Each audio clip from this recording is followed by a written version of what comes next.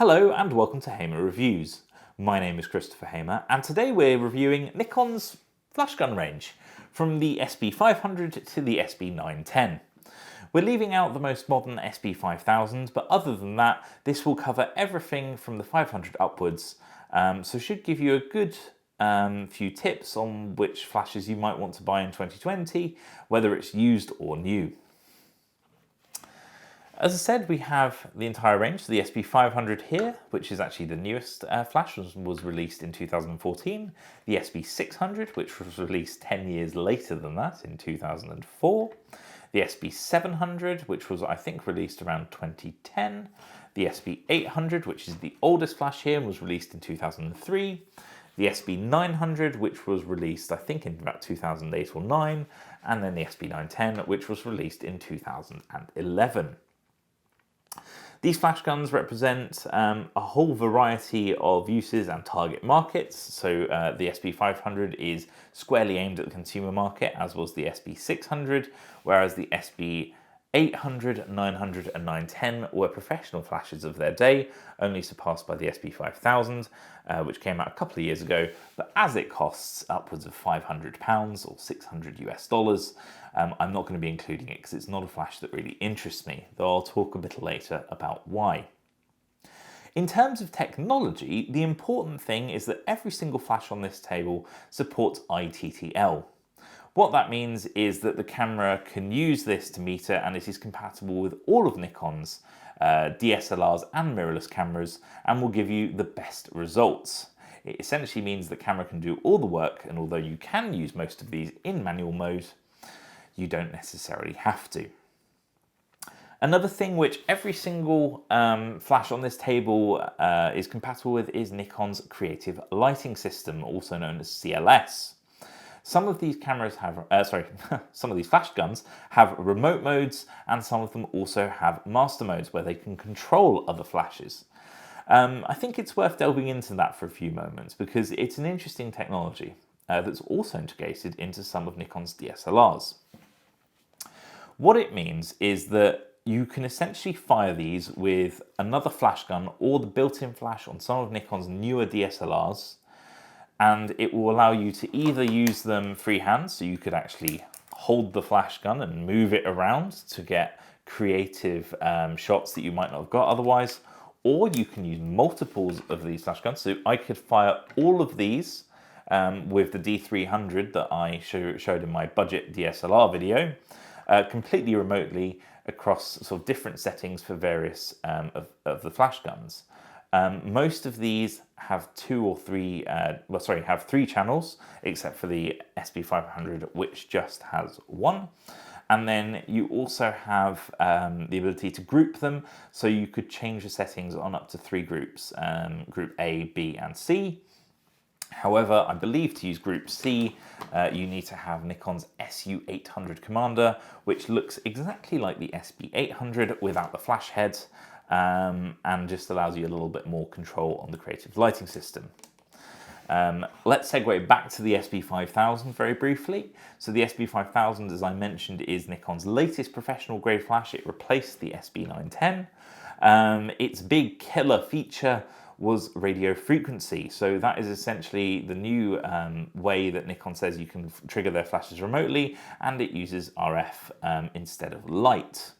That does have some advantages. Although Nikon's CLS system does work very well, it doesn't work if the actual receiver, which is usually a little black dot here on the side, is obscured. So if, for instance, you're trying to hide the flash gun in the flat you're taking photos of, and you sort of want different lights in different positions, and the flash gun doesn't sort of have a line of sight to the main master unit, then they won't fire, which obviously isn't great.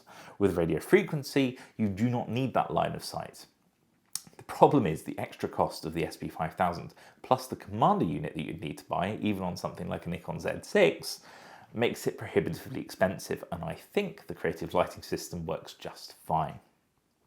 So, now you know roughly what we're talking about, let's delve into a little more detail. Starting off with the latest flash of the Nikon SB-500. The SB-500 is actually an interesting little flash because unlike every single one of the flash guns on this table, it doesn't have a screen, which is kind of odd for the latest one because I feel like everything's getting screens nowadays. It is controlled by a slider and 3 buttons. You have a switch which allows you to switch between on and off, and also the continuous light mode and the remote mode. This does not have a master mode, so this could not be put on top of a DSLR or mirrorless camera and control other flashes. However, it can be used in remote mode. And it also has, as I said, that continuous lighting mode. The continuous lighting mode is a first for Nikon. I still don't think there's any other flashes that have it. At the front here, you have that little white bar. If I hold the button down, you'll have light. This is for video. So once this is mounted on your camera, obviously faced towards you, the idea is this produces about 100 lumens, which means up to 1 meter away, it should provide a decent amount of light for videos. In principle, this is a nice little feature to have, and if you're just shooting videos with your family or friends, it's probably absolutely fine. However, it is fairly weak, and the thing that bugs me most is its fixed color temperature. So all the lights I actually use in where I record can allow me to adjust the color temperature so I can match the lights so that they all look the same and I don't look weird from one angle or another. I probably do anyway, but you know what I mean, at least not from a lighting perspective. Unfortunately, this is fixed to a very cool light, which isn't even something you get that often. In a home, you usually have fairly warm lighting, so that's one of those unfortunate things that you just have to deal with. The flash gun at the top is fixed at 24 millimeters. All of these other flash guns zoom in one way or another, which means they will match the focal length to maximize the power based on which lens you're using. So for instance, if you're using a 24 millimeter lens, this will match it perfectly. However, if you're using, say, a, I don't know, 200 millimeter lens, it will not. Which is a bit of a shame because it means you lose out on some of that power. It's also the only flash here that doesn't come with a diffuser dome, or at least doesn't have one. The SB-600 didn't, I think, originally come with one. However, the aftermarket community came up with this neat little solution. The rest of these all ship with one. So that's another thing to consider. That brings us on nicely to battery life and battery power. So all of these are powered by AA batteries. They work best with nickel metal hydride batteries, and all of them have 4 other than the SB-500, which has 2. That's fine. It's a little flash. I'd prefer 4. It would give you a faster recycling time, but you can't have everything. And it is a very small little flash, so that's the price you pay. Now let's go back in time, 10 years, 10 years further back than these, from 2014 to 2004 when the SB-600 was released. The SB-600 actually was one of the first flash guns that I bought. It was mounted on top of my, I believe it was my Nikon D1 at the time. It's a great little flash gun. It already introduces zooming, which is great because it's not something that I'd sort of had before on the Jessup's cheap flash gun that I used very briefly on a film camera. It goes from 24 millimeters all the way to 85. As you can, I'm trying to demonstrate, you should be able to hear sort of whirring sound. I'll hold it a bit closer to the mic, and you might be able to see it. And essentially, it is moving the actual flash bulb along a rail inside this surround, which produces the zoom. It obviously doesn't have a video mode like this one. As I said, it runs off 4 AA batteries, and it also has a screen and buttons on the back which allow you to control it. So you can control the zoom, so if you have it mounted on camera, it can do so automatically.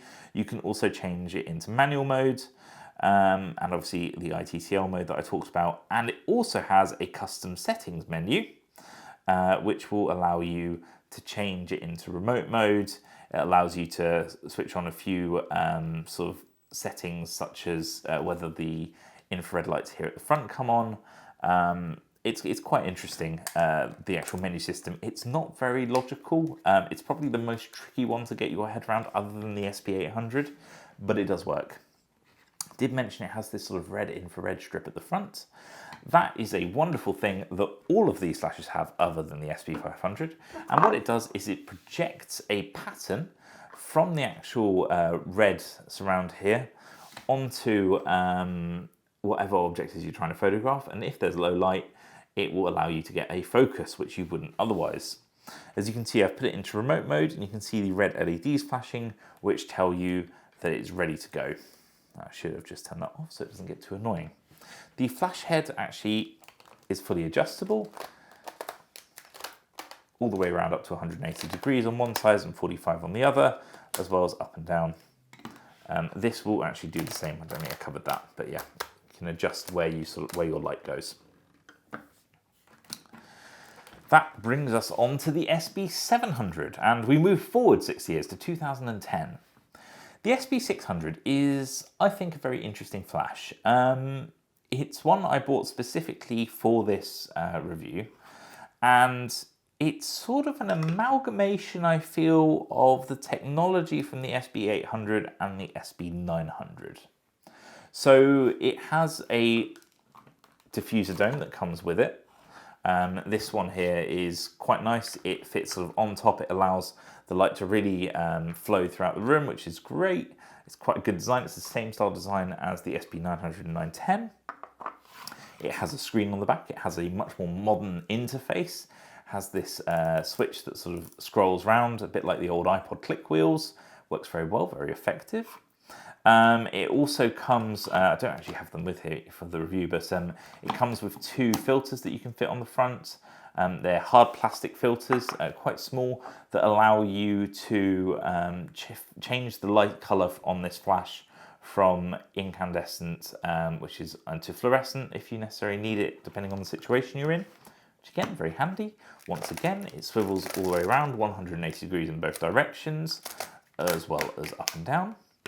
And we also have a built-in diffuser, so that gives you, I believe, 14mm, and also a bounce cards. Bounce cards are very handy. It allows you to bounce some of the light off the ceiling and some towards your subject. You'll see a lot of professionals using this during portrait sessions, and this is very handy to have.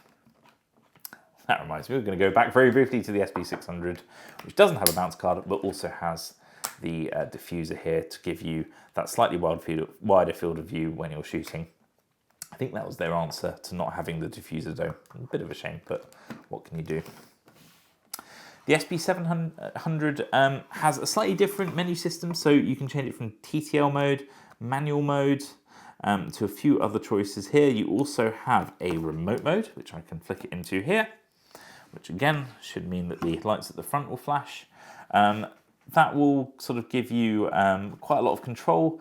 You can have obviously the groups A, B, and C, and actually, sorry, this has 4 channels, 1, 2, 3, 4, so it's even better than some of my other flash units. And it has a master mode where I think you're limited, yeah, to channels A and B, and obviously manual selection as well. Absolutely fine, as long as it does what it's supposed to do. And yeah, that's basically the SB-700. I think it's sort of a nice mix. I think if you're going out to buy your first flash gun, rather than the SB-600, I'd probably buy this if you have the budget. They go for about £120 on eBay, though I think you can still pick them up new for around 200, 250. I'd really say probably buy one used if it's in good condition. This one came with its box, all the original accessories. So sort of, it's good value for money, to be honest. The SB-600 goes for about £60, so there's a big price difference, but I think the features you get on this make it a much better choice than some of the other flashes on this table. Which takes us on to the SB-800. So the SB-800 is a professional grade flash from 2003. It's also the second most powerful flash on the table, other than the 900s. It comes with a diffuser dome. It also has the built-in bounce cards, and it has the built-in diffuser as well. One thing I really like about the SB-800, and this brings back some memories pulling up this bounce card, is it actually has the hints and tips on how to use the menu system on the back. There's a good reason for this. Like the SB-600, Nikon hadn't really figured out its menu system, and the custom menu settings on this are an absolute pain. You need to memorize quite a lot. You sort of need to hold down the center button to get into the custom settings, and then you're sort of presented with this myriad of choices and boxes to press and settings to change. It's all right, but putting this into master mode and commander mode, and whether it fires the flash and whether it doesn't, and it's, in all honesty, it is a bit of a faff. You need to scroll down. Some things are grayed out, some things aren't. There's not a lot of logic to this, if I'm honest with you. I don't particularly like that they made it as complicated as they did, but it is a very reliable flash. It is also very small. If you look at this, this isn't too much bigger than the SB-500, and yet this was the pro flash of the day. It's something worth considering that you actually have so much control with this.